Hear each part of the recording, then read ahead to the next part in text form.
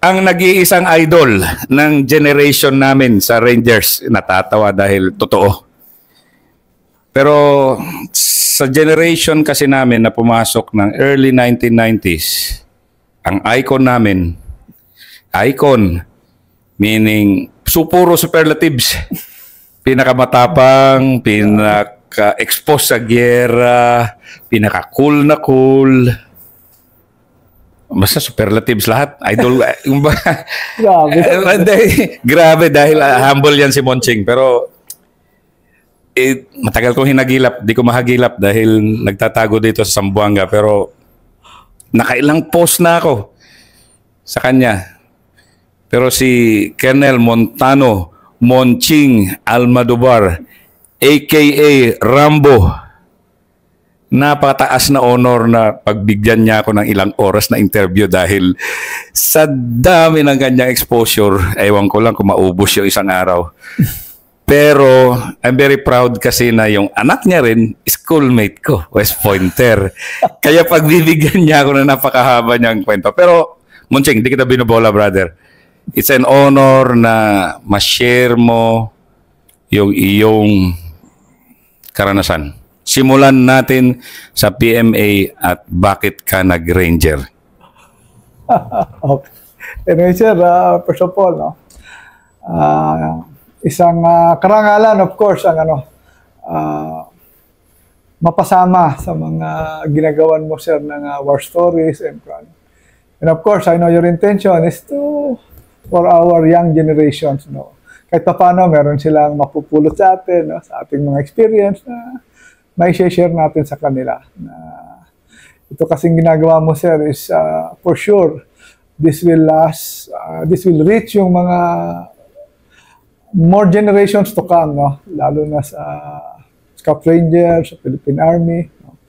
And nandyan na yan eh. Kumbaga, this will be part of our history na anytime na pwede nilang i-access.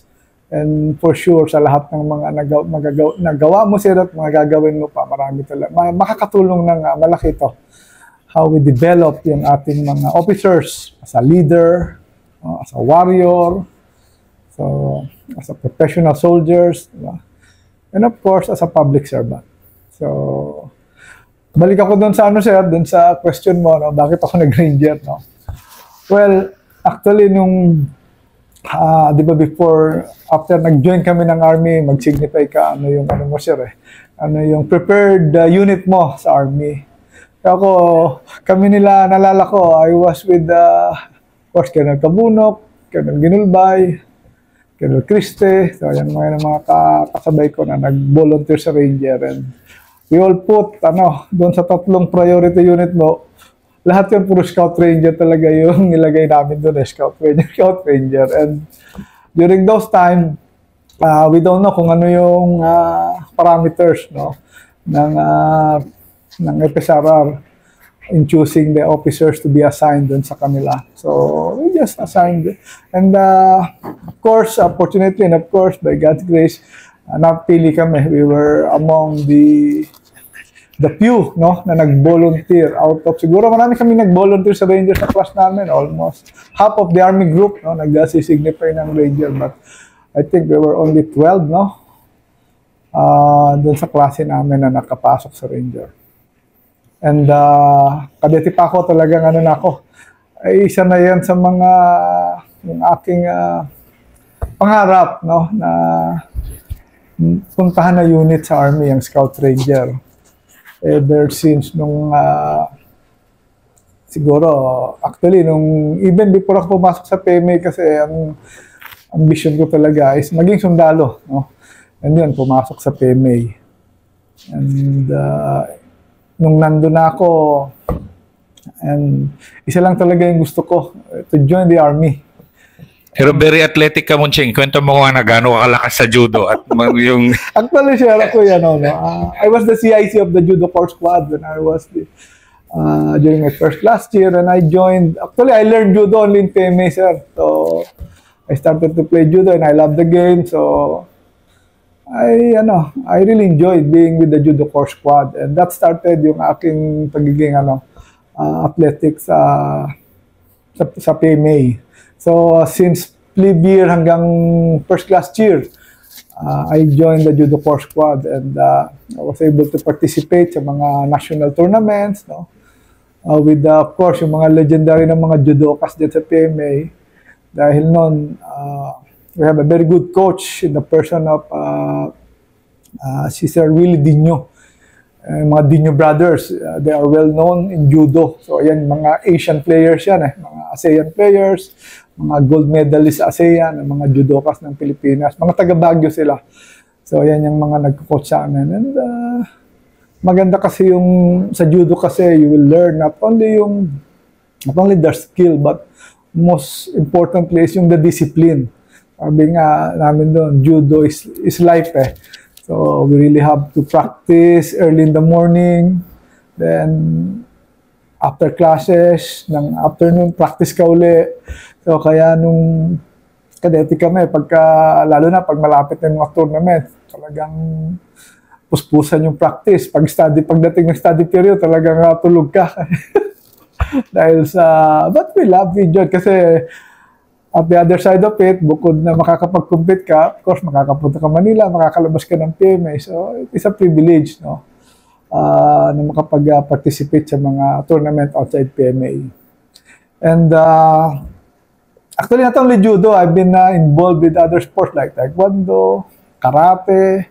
Actually, marami akong major racer eh. So, I was a major in karate, boxing, at almost yung mga sports ko noon, combative din talaga. I don't know. Talaga ako yung personality. Nakikita ko, gusto ko yung palaging may kalaban. Si Monching talaga noon, pagpasok namin, iba talaga. Malakas talaga. Minani-mani mo lang yung Ranger course eh. Of course, nung ako'y Ranger, I was the Tarzan ng aming klase eh. So, ang Tarzan ay yan yung pinakamalakas. The strongest students after graduation, of course. So, pero noon, bata pa tayo sir eh. So, ngayon, ano na tayo? Golfer na. Golfer na. Okay, Monching. That was it.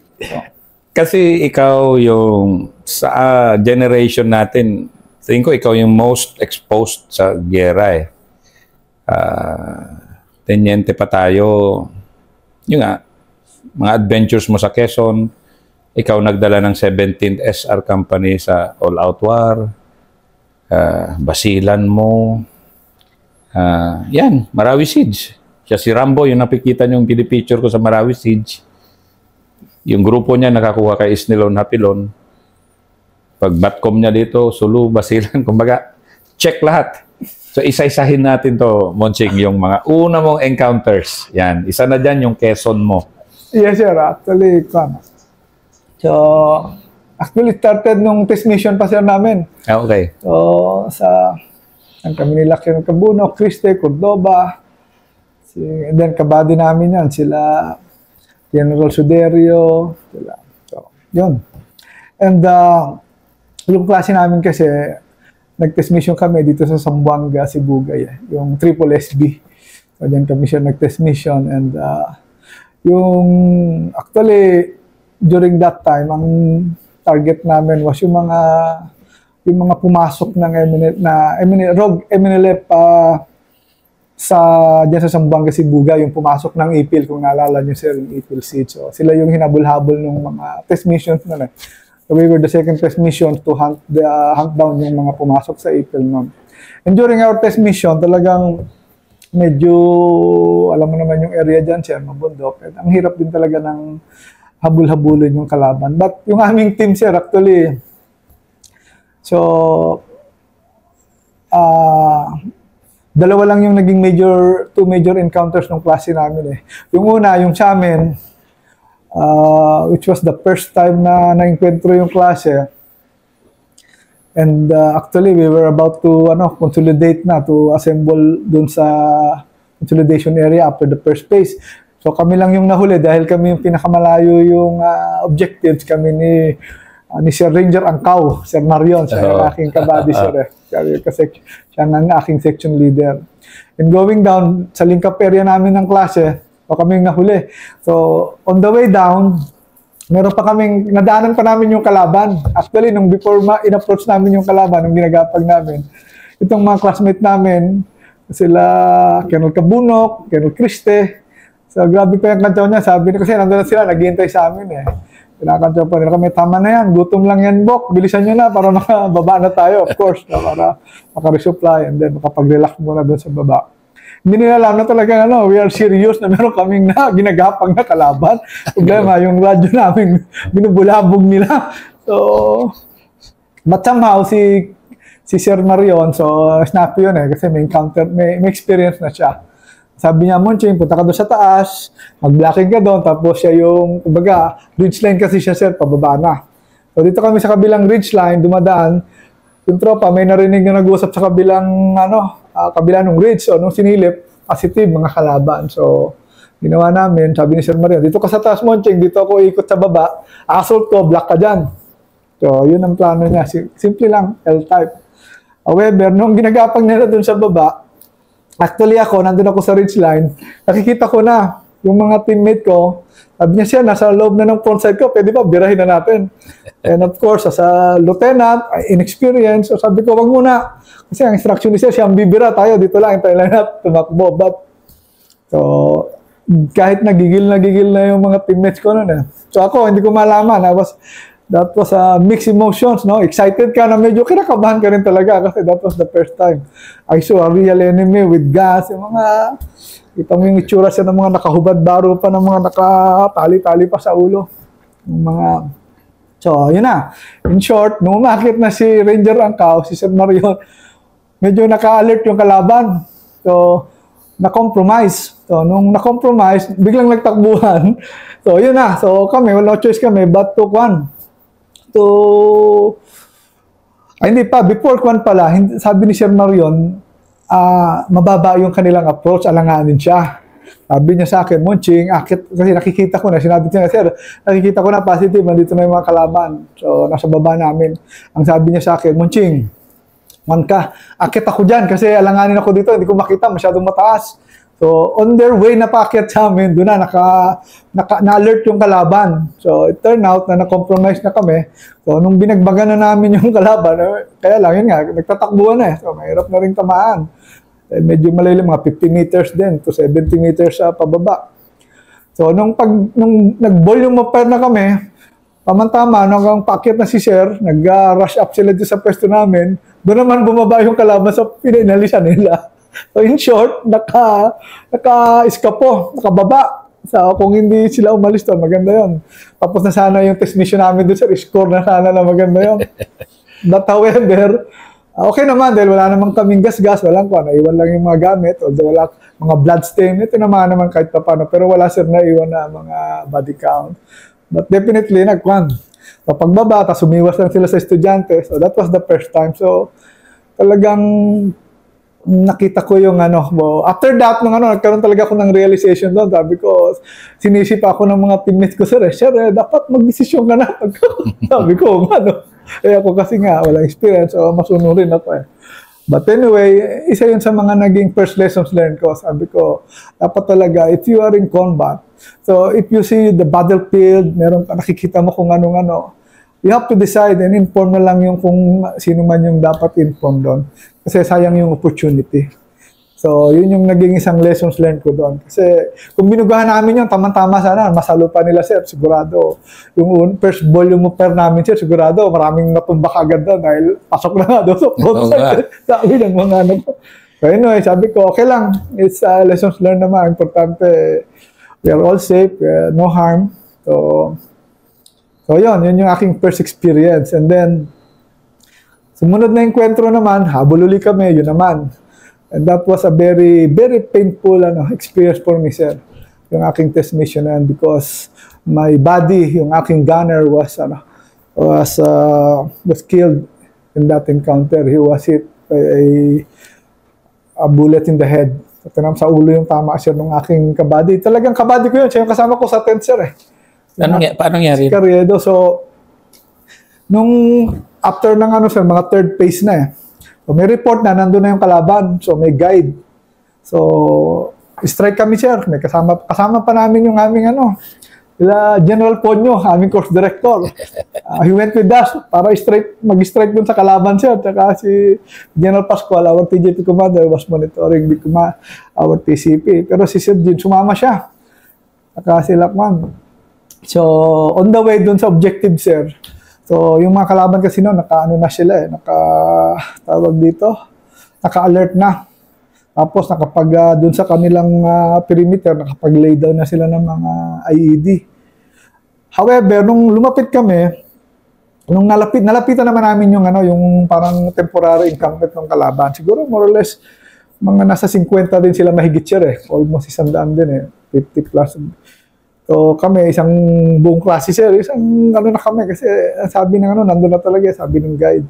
So however, nung nag-approach kami, 3 combat group, yung isang combat group, ang plano, nandito daw sa baba, sir Tapos meron daw may high ground yan. Ang tinuro sa amin yun sa baba, actually. So, yung isang combat group, may effort, kinuha niya yung baba. Kami, ang plano sa amin, merong 2 ridge line, sir Nandito yung kalaban, kami nandito pa sa taas. So, ang plano, yung main target doon sa isang combat group, kami, dito kami sa taas, to provide support by fire. Problema, itong high ground, may mas high ground pa sa amin. Yung isang combat group, yun yung akyatin nila, objective nila. Kaya lang, nung nagkabakbakan na sir, hindi pa nga kami naka-occupy nung aming ka-occupy lang namin yung isang high ground na nagbakbakan na sila doon sa baba. Yun pala, yung kalaban, lang yun sir, parang post lang nila yun. Yung main group nandito sa high ground na mas mataas sa amin. And hindi pa rin nakaakyat yung isang grupo, yung grupo ni Kila Pagayon yung doon sa baba, kami dito na sa Rantaw, yung kila Harold at kila Courts, sila yung aakyat siya na dito sa sa taas, kaya lang mataas yung malayo. So in short, disadvantage yung pwesto namin kasi nung nagbakbakan doon, hindi rin naman kami makabira dahil mamahalin din sir. So problema, nung bumira yung mga nandito sa taas, kami yung sitting duck doon sa sir, kasi ang cover namin malilit lang na kubunan lang yung tapos konting mga puno lang Buti nga may nakoberan pa kami doon na papay na lagser na malaki. Ngayon, yung 60 gunner ko, nakatabi ko. So, nung nagbabakbakan sa baba, hanap kami ng pwesto, sir. Paano namin masilip yung yung inkwentro sa baba? So, yun nung pagpwesto namin, biglang may nag-volume sa kaliwa namin. Doon na siya, sir. First volume of fire, hagip yung ulo niya. So, sa kamay ko talaga na yun, namatay. Nung pag ko ganyan. Dito, sir, sa gilid ng ulo. Wala pa naman tayong mga helmet nun, sir. Wala pa naman tayo nun. Banda-banda na lang. Wala lahat nun. Feminine napkin. Tayo nun doon. Scarf lang yung cover natin sa ulo nun. Talagang he died in my arms and it's very painful. Actually, nung nakuha na, pa ako, sinigawan pa ako siya ng isang roommate ko, sir, alis ka dyan, open yung nyo. So, inilak ko siya, kinaladkod ko, pati yung 16. Pero wala na talaga, fatal sir kaagad pag tama. So, yun. So, talagang medyo... So, after that, nung umikot naman itong kabila, dahan-dahan nilang nakuha, pero pa kami siya, nabundidan pa kami yung pagkuha din sa Although, nakiyahan kami ng isa, may mga body count naman, may 5 yatang kiya doon, saka yung objective doon sa baba. So, tapos nung ko sir, ako, sa ko noon, yung team ko, dahil hindi man kami makuha, so, sinecure ko lang muna yung yung gunner namin. Kasi nag-malfunction din yung 60 niya sir nung nag-malfunction din nung inaayos niya, doon na siya tinamaan. So magkatabi pa kami, halos magkatabi lang kami sir kasi anong feeling mo nun? Talagang sir, wala na. Nung nakita first ko casualty mo, first casualty sir. Kin-encounter ko, first casualty. Sabi ko, pagdating ko doon, iskag muna ako doon sa baba siya. Nung baba kami, inabot ako ni Ranger Pagayon doon, nag-iskag ako. Kung naging kwentro na. Hindi niya alam, namatayin ako siya, nagkukura ko ba? Sabi ko, so, pagkatapos dinala ko na yung team ko, sir. Sabi ko, dito tayo, support na tayo, hindi naman tayo pwede sa baba, sa taas. So, sir, pumunta na kami doon sa harap, sir, doon sa enkwentro nila, Ranger Sibayan, sir, ang kabady namin doon. Classmate mo ba si Richie? Hindi, CEO siya ng 14. Siya, sir, PL siya ng, anong kumpanya ba yun? 14 ba yun? Sila, Sir Arpel yun o 12. Ang nandun, Sir Arpel, Sir Corley, yun yung mga CEO doon. 7, sir. 7 yata, saka sila. 7-12 yung TGP nun, sir Pero sumama yan sila kasi amin nung time na yun, sir, dahil nga buo yung target So, nung nandun ako hindi ko na rin inisip yung one ko, sir. Alam ni, ano yan, sir, ni Ranger Richie. Sabi niya, grabe to si Ranger Almodovar. Siya yung kasabay ko lang nakikipagsabay sa akin na umaakot doon sa harap. Iniwan ko na ngayon. Sabi ko, makabawi man lang, sir, banapan. Pero kaya, alam ni Sir Richie, ano. Ito kasi first episode ni Monching. So, yan, sir, yung akin. And then after that, talagang, sinabi ko talaga, sinumpa ko talaga yun sa sarili ko na, sabi ko, next time na mag-operate ako, I will not put the lives of a man in a disadvantageous position or situation. So talagang sabi ko, dinabaling hindi tayo maengkwentro. Basta pag naengkwentro tayo, palaging tayo yung lamang. Hindi na talaga ako papalamang. So yun ang naging sir. Sa test mission namin na yan. Kaya after that, talagang I really want. So after ng mga operation niya, talagang meticulously ako, pag nasa operation, I will make sure na yung approach namin, yung lahat, yung aming yung aming direction, yung mga dadaanan namin dyan, bago ako matulog, bago ako mag-proceed dyan, binivisualize ko na yan kung ano yung dadaanan namin, kung saan yung mga danger areas na pwede namin iwasan or mag-ingat. So yun. Kaya after that, nung mga sumunod, sir, kahit nung nandun ako sa Quezon, yun na yung lagi kong ginagawa. Hindi mo na. Mamaya yung Quezon kasi classic battle din yun. Pero kasi si Monching kasi, siya yung malapit sa gera. Tinan nyo ba ano niya ikwento yung una niya experience. Malapit sa gera and very enthusiastic basta warrior class talaga to si Monching. Warrior class talaga na yung para puro combative, skydiving, lahat. Di ba, yung mga boyhood dreams mo na unang bagsak ng Ranger sa'yo, anong feeling mo? So actually, ako sir, nung nag-Ranger talagang so sabi ko, ito talaga yung aking pangarap Kahit nga nung bata ako sir, mahilig ako baril-barilan, nanonood ako mga combat, gera-gera sir. Tapos, yung PMA, later ko na lang na pwede pala mag-PMA, so I joined PMA. But talagang kahit nung bata ko, talagang it is my my lifelong dreams and ambition to become a soldier. And yun lang ang gusto ko, sir. And aside sa pamilya namin, wala man kaming pulis, wala man kaming sundalo.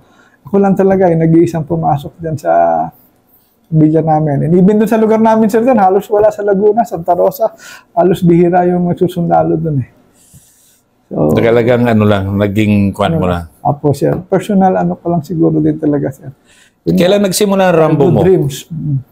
Kailan nagsimula yung Rambo mo? Actually, sir, yung call sign ko na Rambo yan, sa 9 company na. 9 company na. So, estudyante ka, wala pa? Wala pa, sir. Yung first encounter ko sa Sige, first encounter as Ranger. Pero mamaya yung Quezon kasi classic yun. Opo, sir. So, sige nga, yung simula ng Rambo the Legend. Kasi we accord him the highest respect. Rambo ang tawag namin kay Monching. Actually, sir, nung nandun ako sa 9 kasi ang idol natin, sir, si late Lucero. Of course. Yan ang original na Rambo, sir. Of course. Siya ang original talaga na po. And I saw him once sa isang operation, sir. Nakita ko to talaga ang taas ng ko sa kanya. And before tayo nung talagang well-known din yan sa Katapangan, sir. Si Sir Kwan. So siguro, inadapt ko rin yun nung after nung namatay siya, sir, nung nandun ako sa 9 company. So that I started na to use yung call sign na Rambo. Siguro, in honor of, na rin to kay Sir Lalit Captain Lucero. Is one of our Medal of Valor Awardees Ranger. So, alam din naman natin kung paano siya nag-sacrifice ng kanyang sariling buhay. Isa sa mga very epic battle din sa Carmen, sir, na talagang kasama sila Sir Toto, sila Sir Jess, na talagang wala ring alisan sa pwesto, sir, yung gera na yun. Just like you. So, yun, sir, yun ang naging start ko dyan. Bakit siguro so, nung nandun ako sa 9, so, bumalik kami ng Quezon. Na-deploy muna kami, sir, sa Central Mindanao. Kaya sa Sultan sa Barongis, kami ni Sir Nadong. So, yan din, sir. Malaki din ang naitulong sa akin niya. Is one of my mentor talaga since I was a lieutenant. So, ang advice yan sa akin ni Sir Dada Munching, huwag kang masyadong mainit sa gera. Ang init mo kasi. Napaka-init mo eh. Sa totoo lang. Sabi niya, huwag kang masyadong... Actually, bago pa lang ako, sir, noon, hindi pa naman nakuhan. Kasi noon, nung nando kami sa Central Mindanao, yung dinala ni General Gonzales, kami ni Late Camindi, sir. Saka ni Sir Leroy Danton. Leroy. Kami magkakasama yan, sir. Nung nandun kami sa Wato, Central Mindanao, uso pa yung MI pang kalaban nun, sir. Libo-libo pa yung kalaban doon eh. So, totoo. Be prepared to be prepared to defend your position. There were reports that 1,300 MILF will conduct simultaneous attack. Sabi nila mga ganun. So talaga ganun yun. And it was so true, no? Paggabi talagang hindi ka nila tigilan. Haras-harasin ka nila, siguro. Kung nakita nila kasi Ranger, di ba nila kayang talagang lumalaban din. So talagang 3 nights din kami doon, sir, na yung unang dating namin doon, gabi-gabi kami. After 2 weeks siguro, halos maubos na yung dala naming bala. Gano'n ba? 1997, sir. Sa Waco. Bago, sige nga, ikwento mo ngayon. Yung Reyna Regente. Reyna Regente. Remember nung TGP natin, di ba? Nasa 6ID, sir. That was the time of General Aurelio. Nung MI pang kalaban niya sa Central Mindanao, one of the stronghold was yung area na yan, yung Sultan Sabarongis, yung Reyna Regente Complex. So, nung nakuha nung TGP yung Reyna Regente Complex, sila, ang mga TGP commander pa niyan, sila, sir? Sir Dodo. Former Chief of Staff, Sir Dodo Iriberi, sila ang nandun, sir. So, kami yung pag-alis ng TGP, kami yung nilagay doon na Ranger Company. Sila lumipat ng Cotabato sa Carmen. So, kami yung naiwan doon sa Reyna Regente. Kayo ni na Clemente? Apo, sir. Hindi pa, si Clemente sa 12. Kasama pa siya doon sa, sir, sa TGP. So, kami ni Sir Nadong, yung kumpanya lang namin, kami yung inopcon dyan sa 3 Operas Brigade. So, nasa Takurong. Ang kabady namin doon, yung 78 IB. So, nung naiwan kami doon, kami lang yung ranger doon, kami lang yung nasa loob, sir. Kami yung pinuputak din ng doon, ng MI doon na favorite nilang harasin. So, para hindi makabalik yung mga MI doon. So, yun naman yung naging namin doon sa, experience ko dyan sa Central Mindanao, sir. So, parang yung napapanood mo talaga sa Vietnam na pagka umatake yung mga Viet kong paggabi. So, talagang literally, kami doon, sir. Naka-running trenches talaga kami dyan. So, kasi wala ka mang mga RPG yung ibanat sa'yo. Pagka wala kang may mga overhead cover. Tapos meron lang kaming tangke, meron kaming mortar. Tapos, so yun, talagang rin. Para ka rin talagang napapanood mo sa Vietnam ng mga naka-trenches kayo, sir.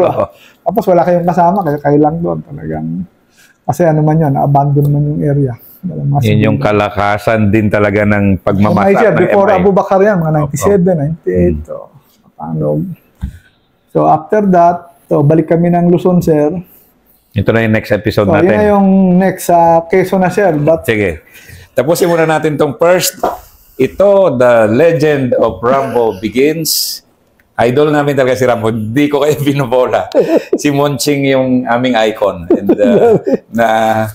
masaya lang ako na nandito kami ngayon na ito yung totoong mandirigma. First episode pa lang yan.